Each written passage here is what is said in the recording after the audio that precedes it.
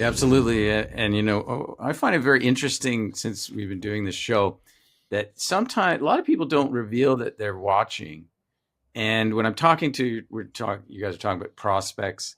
And when I'm talking to a prospect, there's a point early on that I get a sense that they probably have watched some of our content. And it's a sense like you feel they're acting like they know you, even though you've never met. Well, I'm sure you guys get everything flows a little more easily, and it's just they seem to be more trusting and everything.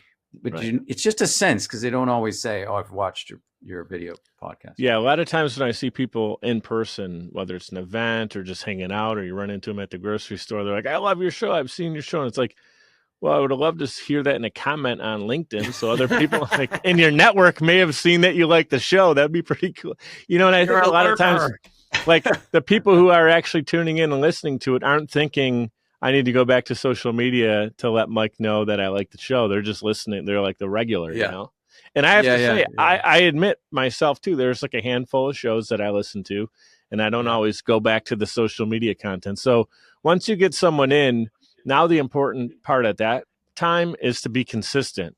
And then, it's just like you tell your family member, Alex, when you were on my show the other day, you had to jump because you were picking your daughter up from school. You told her, I'm going to be there on time at this time. And you showed up and you were on time, right?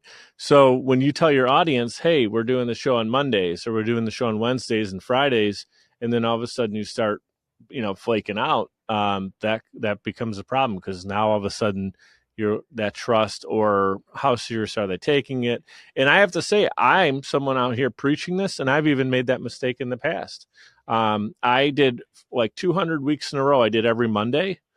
And then just recently, about 25, 26 episodes ago, so weeks ago, I started to get, into this position where I was producing so many of other people's content that I kind of had my show like, hey, we'll get to it. It'll be a week here. I kind of wanted to hit that 200 straight consecutive. And then I realized what I just told you guys.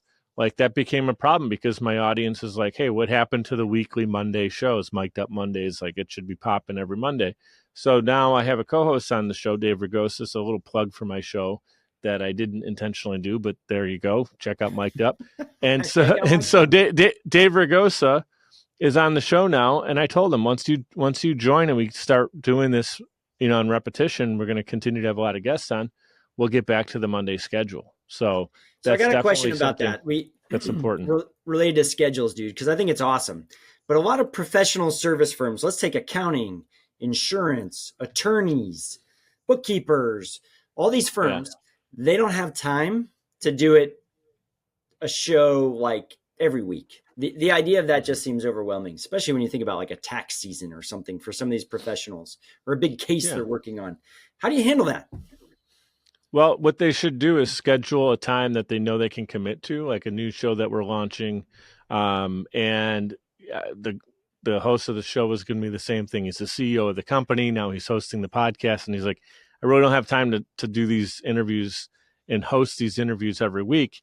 I said, well, can you commit to like a 3-hour or 4-hour window once or twice a month? And if you can sit in your office and have a couple shirts or maybe change your jacket out or something and record 2 or 3 of them in a row. So now you're block scheduling your time. So that's podcast time.